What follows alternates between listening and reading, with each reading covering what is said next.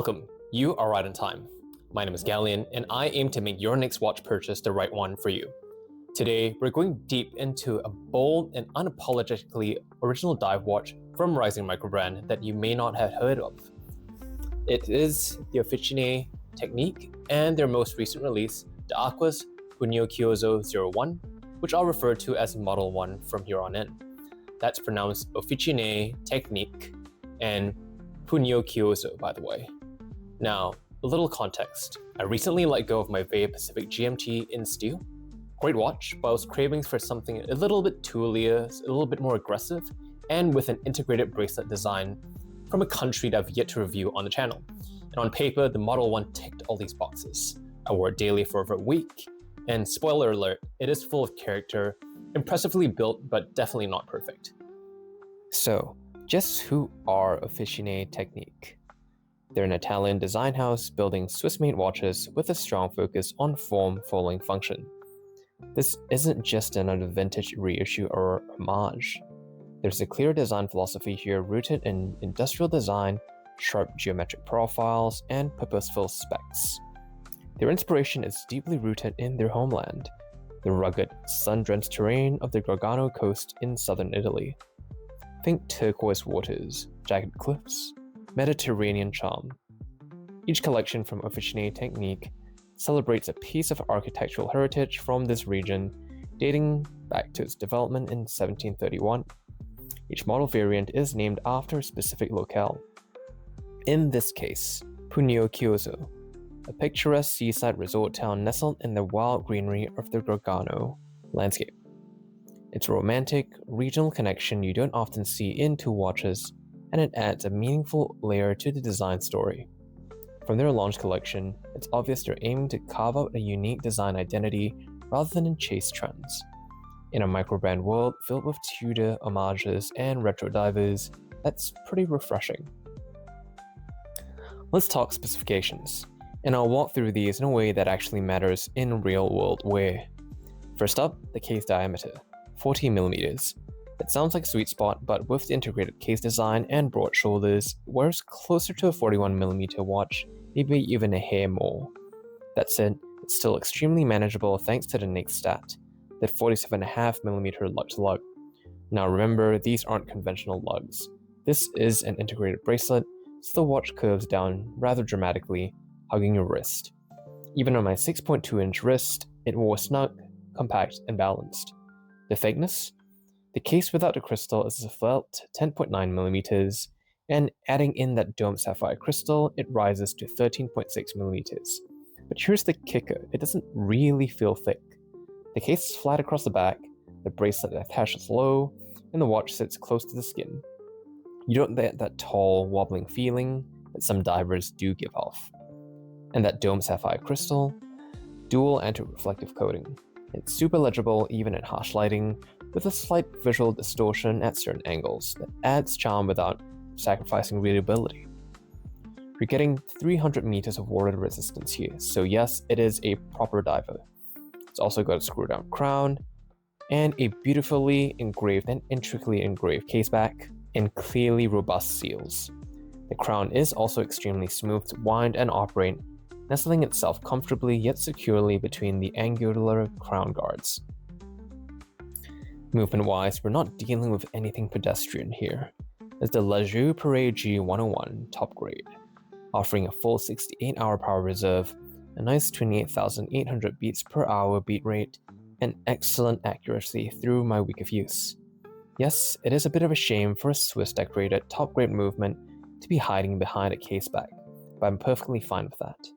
And personally, I enjoy the long power reserve as I do rotate between 2 to 3 watches during the week, and it is very nice to not have to wind up a piece and set the time when I'm looking to throw it on the wrist just about any time of the day. So hats off to the Officine Tecniche team for eschewing the typical Solita or Etta options. Having further tested this on my time grapher in 3 different positions, the watch came in at an impressive plus or minus 5 seconds a day. Pretty impressive feat which might suggest some level of regulation either by Officine Tecniche themselves or factory regulation by LaJoux-Perret. Finally, we get to the bezel. 120 clicks unidirectional with sapphire insert and lumed timing indicators. It's tight, no give, very crisp, and really satisfying. Easily one of the better bezel actions I've tested this year. As a whole, that's a pretty serious spec sheet, particularly for a microbrand debuting just its second integrated design. There have been no corners cut here when it comes to materials or movement choice, and that's a theme you'll see throughout this watch. The Pugnocchiuso Model 1 is to me a modern reinterpretation of that rugged 1970s integrated tool watch aesthetic. The case design creatively combines classic curves with contemporary round-bodied watchhead that makes for a very distinct and sporty presence on the wrist. The brush surfaces are clean and industrial, but there's enough mirror polishing around the chamfers to give it some visual drama. It also helps that both the case and bracelet, which I'll get to later, comes with 1200 Vickers hardness coating to minimize scratching. The dial, however, is where this watch truly asserts itself. It's a fume-style gradient that fades from matte white in the center to smoky gray at the edges. The dial itself has a diamond dust-like texture with an ever so subtle sheen that emphasizes the degraded transition to great effect under different lighting conditions and angles. A printed minute track surrounds its perimeter with printed green Superluminova C1A grade indices at every 5-minute increment, the design of which are reminiscent of the vintage Zenith Defy integrated bracelet watches. Large, high-polished dual baton indices built with the same lume are applied at the cardinal positions.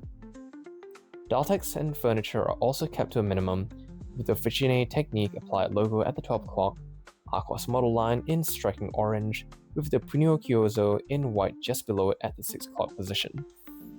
The no date layout that really leans into legibility and symmetry as well. Further adding to legibility are broad pencil-style loomed handset with contrasting bright orange minute hand and a glossy jet black hour hand, with a honeycomb-style seconds hand doing the rounds around the dial. Design aside, the choice of color here really does remind me strongly of the Doxa Sub 300T.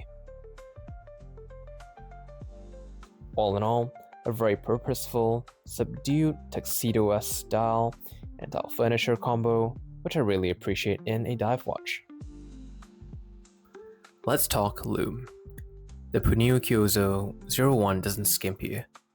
You get full Superluminova treatment across the hands, indices, and that sapphire bezel insert. The glow is strong and lasting, and I found it remained legible well into the early hours of the morning. What's especially great is how evenly applied it is. There's no patchiness, and it charges quickly under ambient light. The contrast against a darker outer dial also helps boost nighttime legibility. Now, let's talk bracelet, because honestly, this is one of the better integrated bracelets I've experienced at this price point, and I've handled a fair few. The 5-link Beads of Rice bracelet tapers dramatically from a solid 24mm at the case down to 16mm at the milk clasp, which gives it this elegant drape across the wrist. The articulation between each link is excellent, and it doesn't feel stiff or over-engineered. Aesthetically, the brushing across the surface is uniform and clean.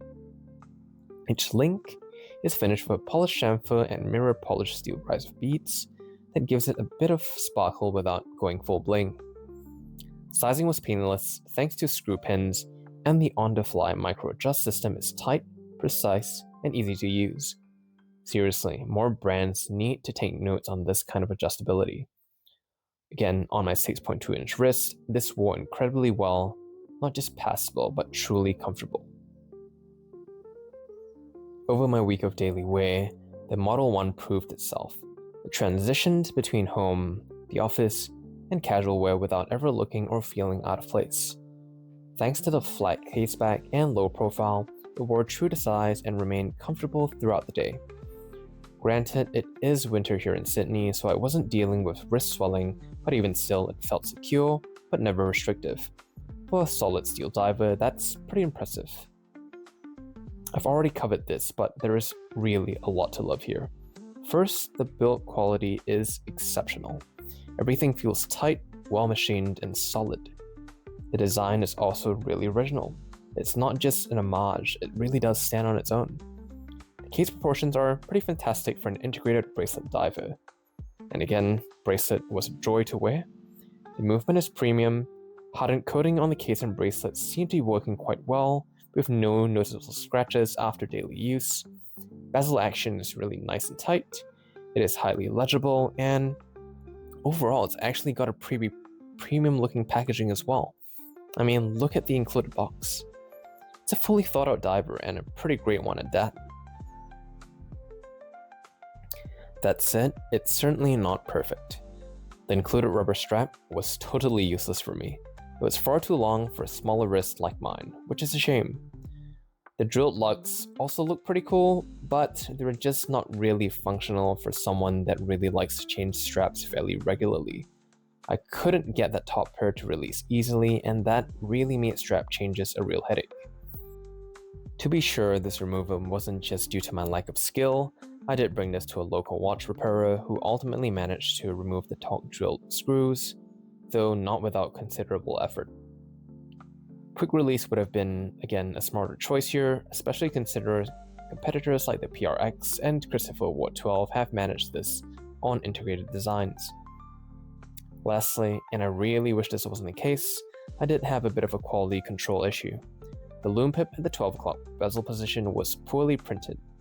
I reached out to Officine Tecniche, provided all the details they asked for, and received a confirmation from them that this was indeed a quality control issue, though could not be resolved for me under warranty, as I had apparently purchased a complimentary model issued to the media for reviews. So perhaps this might have been a pre-production model. They did, however, offer to fully cover the cost of replacing the bezel out of goodwill, which I have not quite chosen to take up just yet. All in all, a great and responsive customer service attitude from a small owner-led business that we've all come to know and love from microbrands. If you dig the integrated diver idea but aren't too keen on a Model 1, here are some alternatives that are pretty similarly priced at around $1,400 US. You could score the Mido Multifort 8 2 crowns, a compressor-style integrated watch that exudes a perhaps all too familiar vibe as the GP Laureato. 14mm diameter, 45mm lug to lug, and a thickness of just under 10mm, with 72 hours of power reserve, although with a much less capable 100 meters of water resistance. I wouldn't take this one deeper than your weekend swim or snorkel. From fellow Italian brand Nostas, there is the Audace 500, an integrated bracelet diver very much inspired by the vintage Zenith Defy in its case design, but otherwise pretty vanilla aesthetics and similar specs, beating out the Model 1 only in water resistance. Finally, you've got the Bolt series from American boutique brand Ocean Crawler, that looks like the Audemars Piguet Royal Oak decided to go on a diet, get a facelift, and become remarkably dive-worthy. The Bolt comes with 600 meters of water resistance, a 42mm case, 48mm lug to lug, and a about 12.3mm thickness. The Pugnocchiuso Model 1 is a bold, distinctive watch with a lot going for it. Its visual identity is strong, the build quality is frankly excellent, and it's a joy to wear on the wrist. But like any bold design, it comes with trade-offs, particularly around modularity. Would I recommend it? Yes, but with a caveat. If you're after a daily diver that stands out, feels solid, and you're okay sticking to the included bracelet 95% of the time, this could be the perfect fit.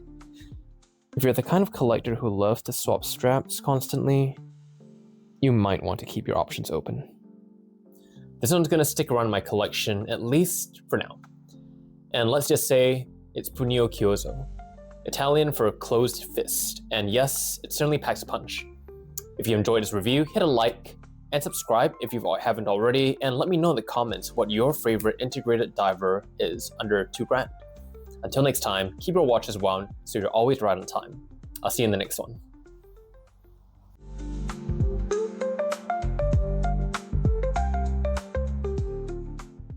How do I pronounce Pugnocchiuso?